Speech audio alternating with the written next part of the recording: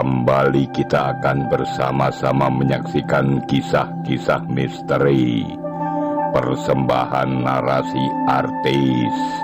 Semoga Anda terhibur. Mata cewek ini makin melotot. Dia tampak grogi.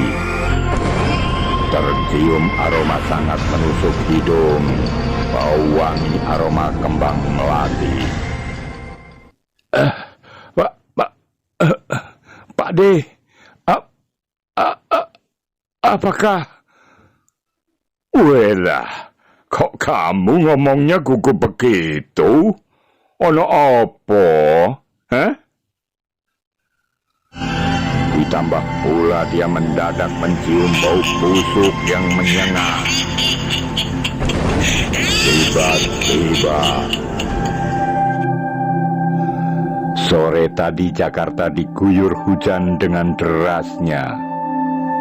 Dan di malam ini pun udara jadi terasa sejuk, seperti yang dirasakan oleh seorang kondektur bernama Suyadi, yang ramah serta familiar dengan semua rekan sekerjanya di PT Mayasari Bakti, perusahaan yang bergerak di bidang transportasi umum berarmada bis. Ternyata kisah hidupnya pernah terjalin dengan misteri yang tak terlupakan. Dan beginilah penuturan kisah nyata yang dialami Suyadi. Misteri cewek dalam bis patah 7.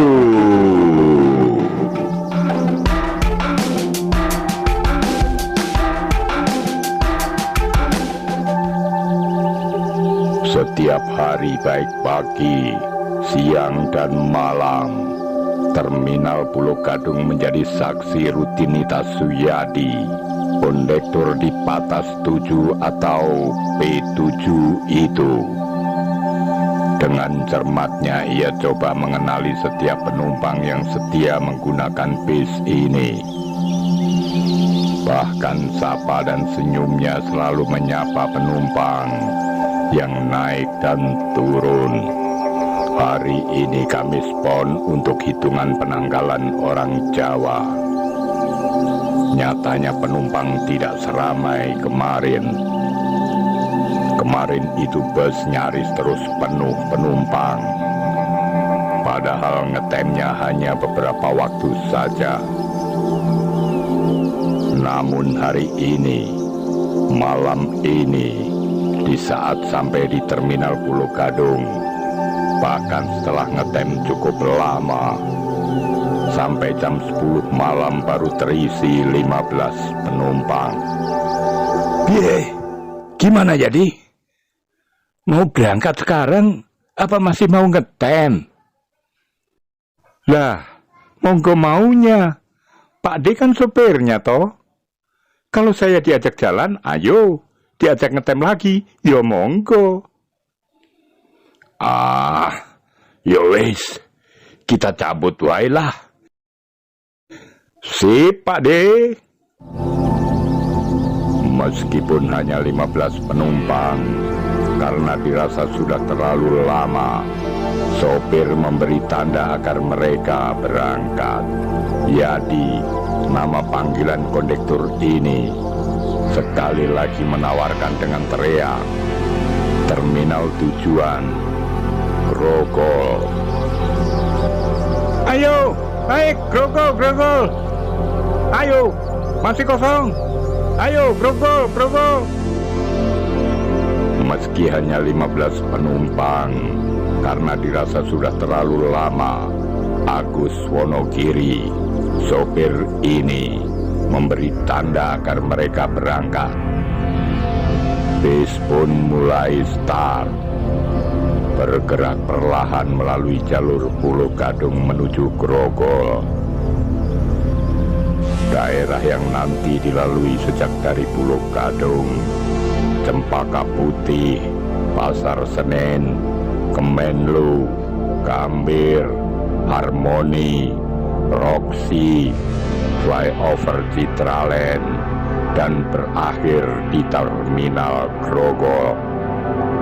Suasana penumpang nampak lengang karena hanya sedikit penumpangnya. Mereka tidak ada yang duduk di bangku bagian tengah ke belakang. Semua di bagian depan.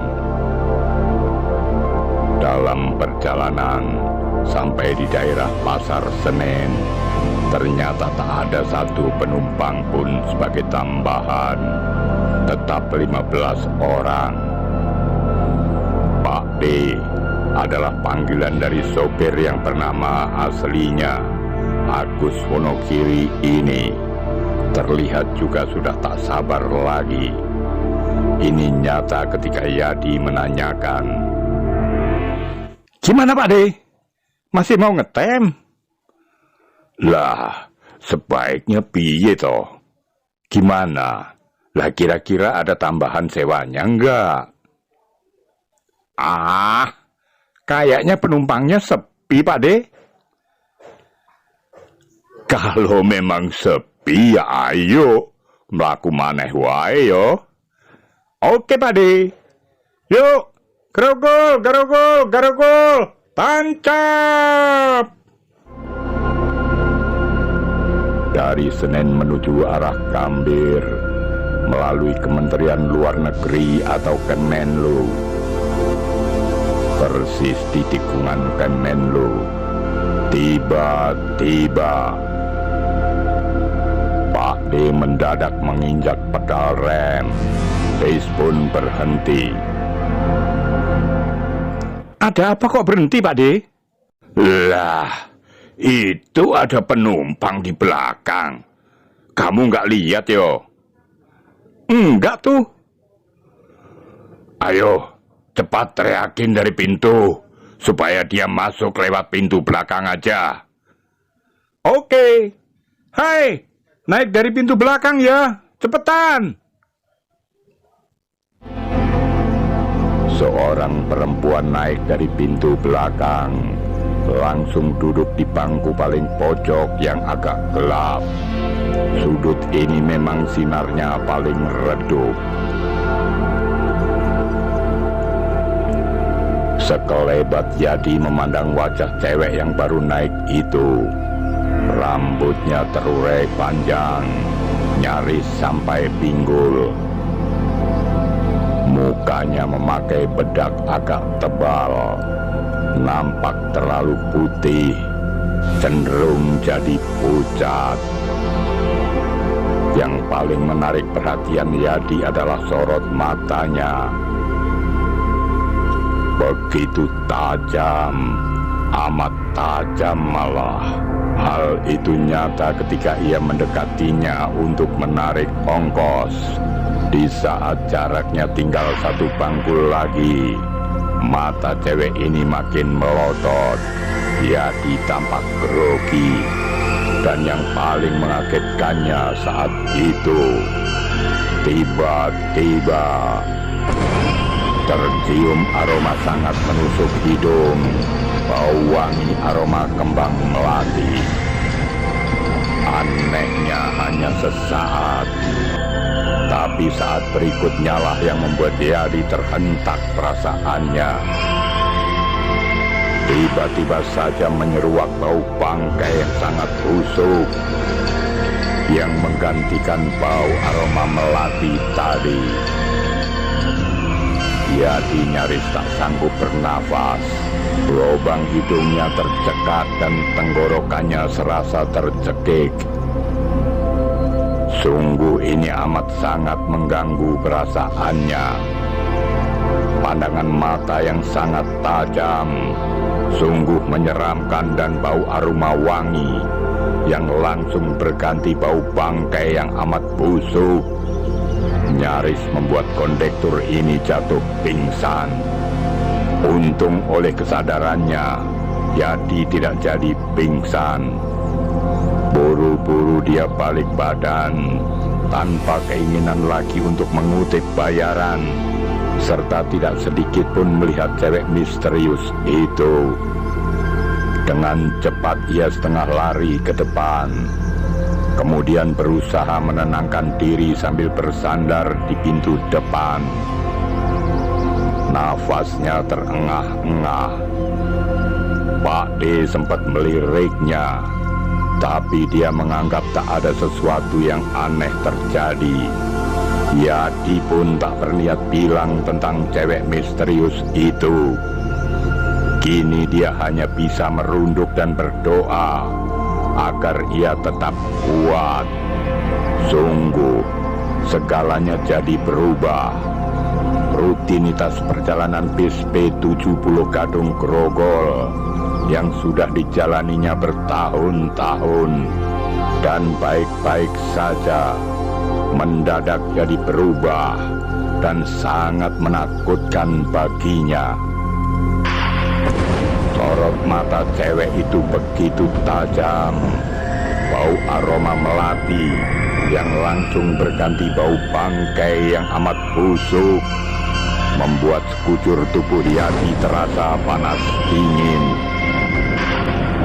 Kedua kakinya pun tidak berhenti gemetar, serta bulu kuduknya pun terasa sangat merinding. Ketika bus berhenti di tikungan Kemenlu untuk mengambil penumpang tambahan, seorang perempuan yang naik ke dalam bis inilah menjadi pertanda untuk pertama kalinya Suyadi menjadi manusia yang kini pernah ketakutan dalam hidupnya. Cukup lama Yadi terkungkung dalam rasa takut ini. Perjalanan dari Kemenlu hingga terminal Grogol memang masih agak jauh dan cukup lama. Dan sejauh itu pula lah Yadi memendam rasa takut yang mencekamnya. Dia pun berpikir dan mengambil kesimpulan. Cewek misterius di bangku sudut belakang itu bukanlah seorang manusia, melainkan sesosok kun. Dan hanya sampai di kun inilah Yadi tak sanggup melanjutkan pemikirannya. Padahal yang dimaksud tentu kuntilanak.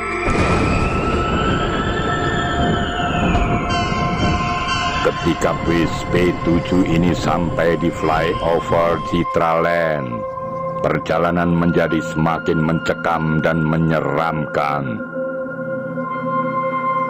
Ada sesuatu yang mengherankan dan membuat detak jantung Yadi kian berdebam rasanya. Saking detaknya begitu kuat dan cepat. Bis berhenti saat tiba di flyover Citraland. Semua penumpang turun. Tapi benarkah semua penumpang sudah turun? Ternyata tidak. Cewek misterius itu masih duduk di tempat semula. Yadi memberanikan diri melirik ke bangku pojok yang temaram. Menurut pandangan Yadi, dia memang masih ada. Dia duduk dengan tenang, seraya menatap Yadi dengan tajam dan menyeramkan. Piye Yadi? Kita langsung balik ke pool.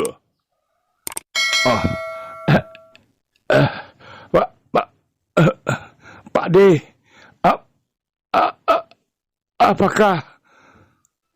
Welah, kok kamu ngomongnya gugup begitu? Ono apa? Hah? Masih itu masih ada penumpang, Pak D. Oh, ngawur kamu. Kan semua sudah pada turun. Masih, Pak D. Ya udah, suruh dia turun. Kita nggak usah ke terminal. Mau balik ke pool saja. Ayo, cepat. Tapi Pak D, aku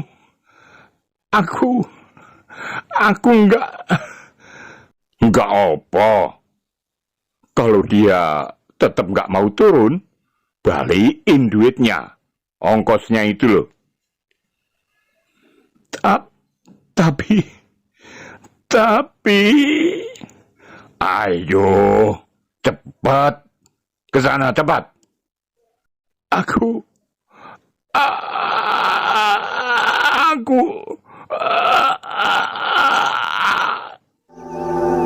Ujar Yadi tersendat-sendat, dan tiba-tiba,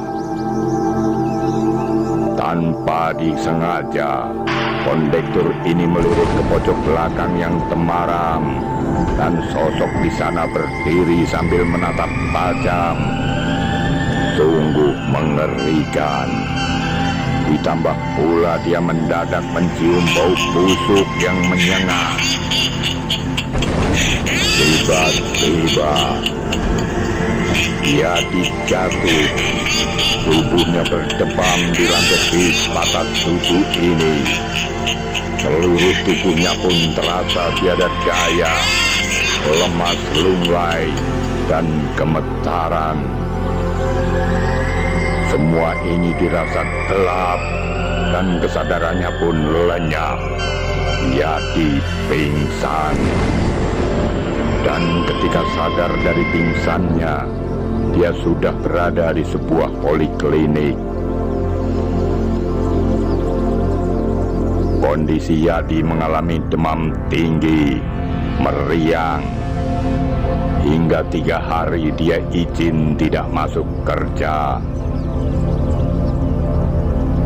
Persis di hari keempat, dia mulai masuk kerja. Badannya sudah terasa lebih sehat.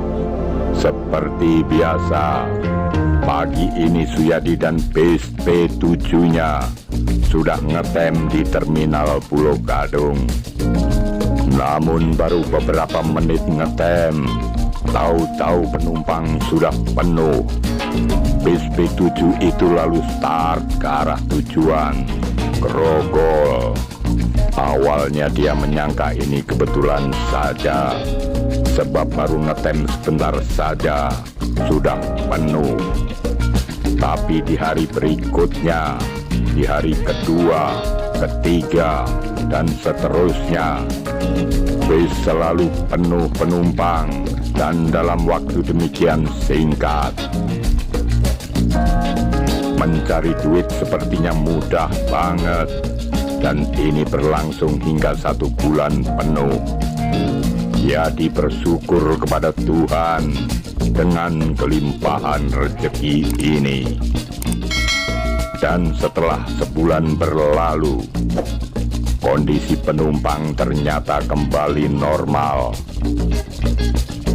Terkadang penumpang penuh dan tempo-tempo sepi. Hingga saat ini, misteri penumpang itu tetap tak terpecahkan. Peristiwa ini terjadi di tahun 2003. Dan begitulah cerita misteri dalam bis Patas 7. Suatu malam yang tak terlupakan bagi seorang kondektur bernama Suyadi. Dan kisah-kisah misteri persembahan dari narasi artis akan tetap kembali mengunjungi Anda. Sampai jumpa.